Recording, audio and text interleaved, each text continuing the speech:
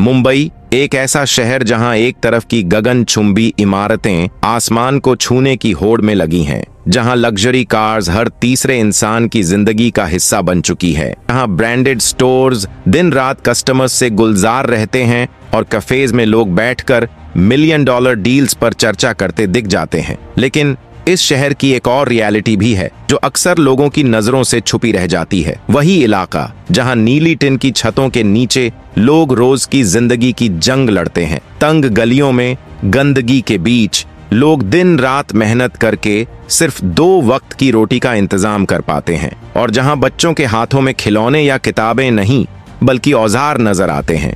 यहाँ हर सुबह एक नई उम्मीद के साथ शुरू होती है, मगर शाम वही पुरानी तकलीफें देकर लौटती है। दरअसल ये कहानी सिर्फ मुंबई की नहीं बल्कि इंडिया के मैक्सिमम हिस्से की है, इनकम इनइक्वालिटी की। विकिपीडिया के मुताबिक भारत में केवल 1% पॉपुलेशन ऐसी है जिसके पास देश की लगभग 40% वेल्थ है, जबकि 50% लोग सिर्फ 3% वेल्थ में गुजारा करते हैं। यह गैप वाकई चौंकाने वाला है। अब सवाल ये उठता है, आखिर ऐसा क्यों? इसके पीछे रीजंस कई हैं। जॉब्स की कमी, सिटीज में high cost of living, complicated tax policies जिनमें इनडायरेक्ट टैक्सेस का बर्डन गरीबों पर ज्यादा पड़ता है। लेकिन सबसे बड़ा रीजन है एजुकेशन, खासकर फाइनेंशियल एजुकेशन, क्योंकि एजुकेशन के बिना लोग सही डिसीजंस नहीं ले पाते और जिंदगी वहीं की वहीं रह जाती है।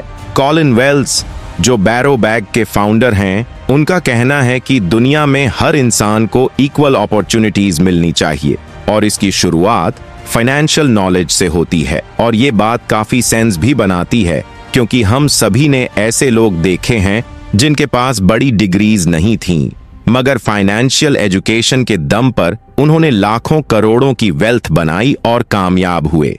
इससे एक चीज साफ होती है, अगर कोई गरीब इंसान है लेकिन वह अपनी लाइफ में आगे बढ़ना चाहता है तो फाइनेंशियल नॉलेज उसके लिए गेम चेंजर साबित हो सकती है, शायद एक फॉर्मल डिग्री से भी ज्यादा।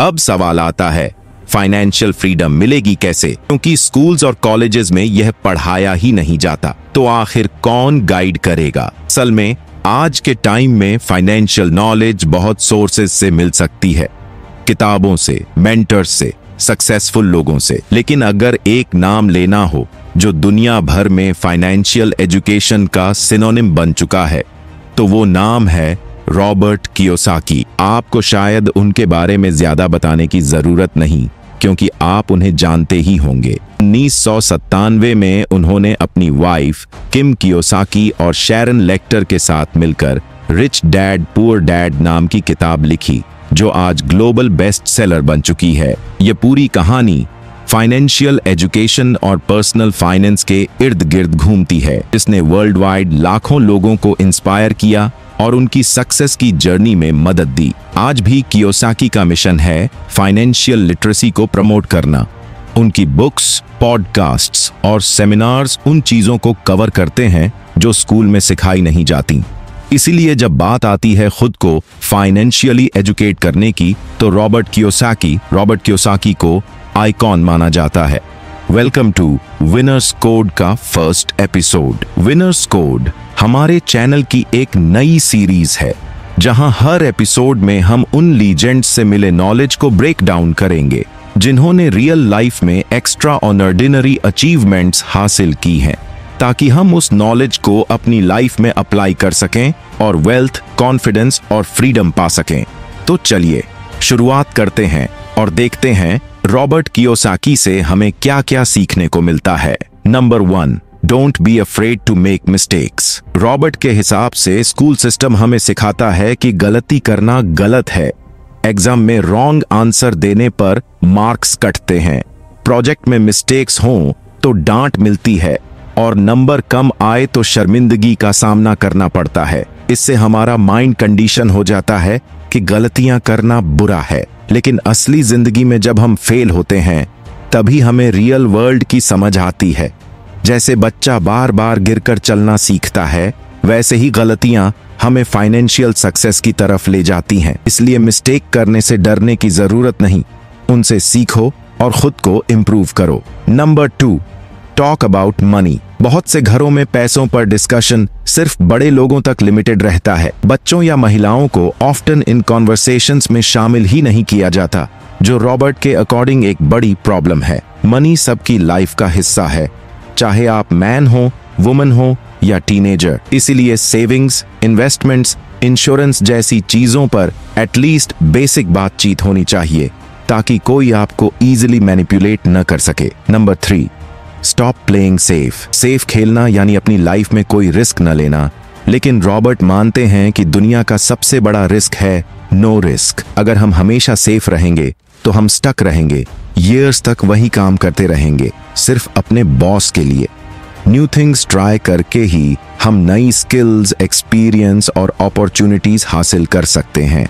Number 4, you can't get rich just by degrees. Degree India में बहुत बड़ा सिंबल है, जो नॉलेज का ऑफिशियल प्रूफ होती है, और इसमें कोई डाउट नहीं कि इसका रिस्पेक्ट होना चाहिए।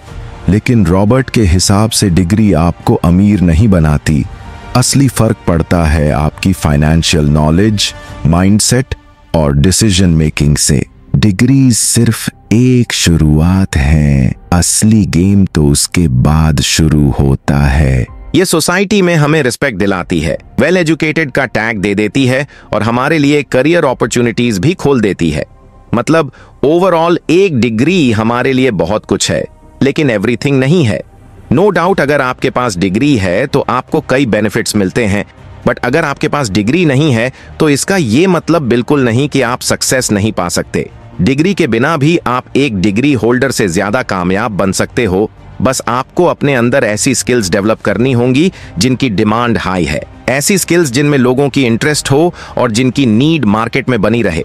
यहां आप उन लोगों की पूरी लिस्ट देख सकते हो जो या तो कॉलेज ड्रॉप आउट्स थे या जिन्होंने फॉर्मल एजुकेशन पूरी नहीं की और फिर भी उन्होंने मैसिव सक्सेस हासिल की। ये सभी लोग आज जिस लेवल पर हैं वो सिर्फ अपनी स्किल्स और डिटर्मिनेशन की वजह से हैं। सो अगर आप उन लोगों में से हो जो सोचते हैं कि बिना डिग्री के आप ज्यादा आगे नहीं बढ़ सकते, तो यह सिर्फ एक मिसकंसेप्शन है और आपको इसे जल्द से जल्द अपने माइंड से निकाल देना चाहिए। नंबर 5, काम करो लेकिन सिर्फ पैसों के लिए नहीं, एक्सपीरियंस के लिए भी। रॉबर्ट ने अपनी यंग एज में कई जॉब्स ट्राई की, लाइक सेल्स, मार्केटिंग और दूसरी फील्ड्स में, लेकिन उनका मेन फोकस पैसा कमाना नहीं बल्कि लर्निंग और एक्सपीरियंस लेना था। उन्हें पता था कि ये एक्सपीरियंस फ्यूचर में उन्हें ग्रो करने में हेल्प करेगा। गेस व्हाट, ऐसा ही हुआ। सेल्स एक्सपीरियंस ने उन्हें रियल एस्टेट में आगे बढ़ने में मदद की और मार्केटिंग एक्सपीरियंस ने उनकी किताब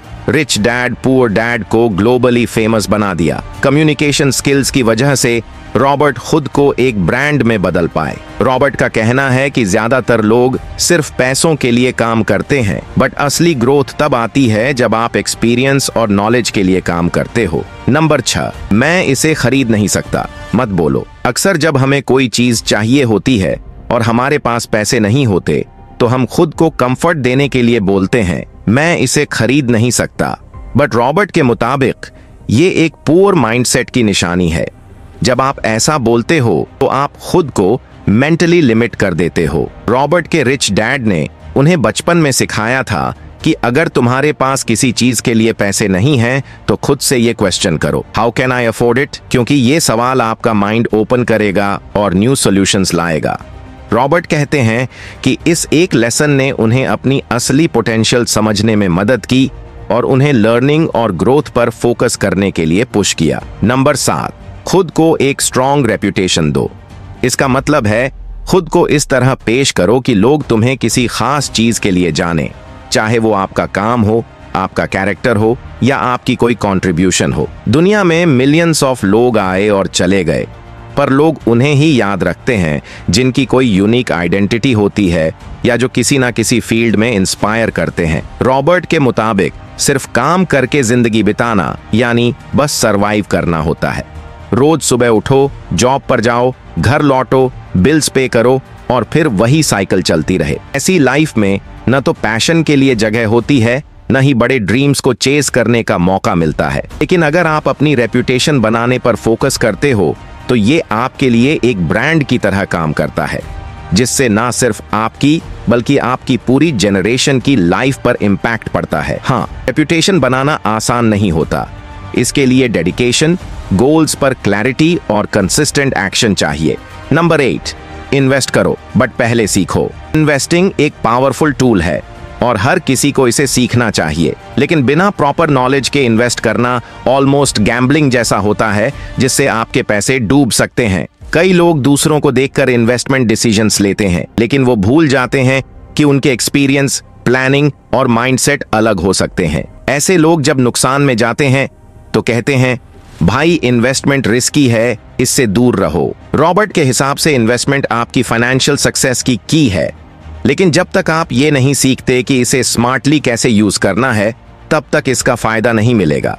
इसलिए इन्वेस्ट करने से पहले रिसर्च और नॉलेज गैदर करना बहुत जरूरी है। नंबर 9, अंडरस्टैंड एसेट्स और लायबिलिटीज। इस कॉन्सेप्ट को पॉपुलर बनाने का क्रेडिट काफी हद तक रॉबर्ट कियोसाकी को जाता है। सिंपल वर्ड्स में, एसेट्स वो चीजें होती हैं जो आपकी पॉकेट में पैसा डालती हैं, और लायबिलिटीज वो जो आपकी पॉकेट से पैसा निकाल लेती है। एग्जाम्पल के तौर पर, अगर आपकी मासिक वेतन 50,000 रुपए है और आप 1,50,000 रुपए का आईफोन EMI पर लेते हो, तो वो आपके लिए लायबिलिटी बन जाता है, क्योंकि वो आपकी इनकम पर बर्डन बढ़ा देता है। रॉबर्ट कहते हैं कि हर अचीवमेंट का सही टाइम होता है। टाइम से पहले कुछ अचीव करने की कोशिश करने पर नेगेटिव कॉन्सिक्वेंसेस झेलने पड़ सकते हैं। इसलिए जब तक आपकी इनकम मजबूत नहीं होती, फोकस एसेट्स बनाने पर होना चाहिए। इस टॉपिक पर मैंने ऑलरेडी कई वीडियोस बनाए हैं।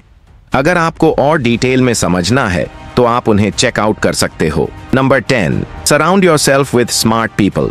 रॉबर्ट कहते हैं कि अगर आपके पास पैसा है तो आपको हर चीज में एक्सपर्ट बनने की जरूरत नहीं है। बस आपको खुद को स्मार्ट लोगों के साथ सराउंड करना है।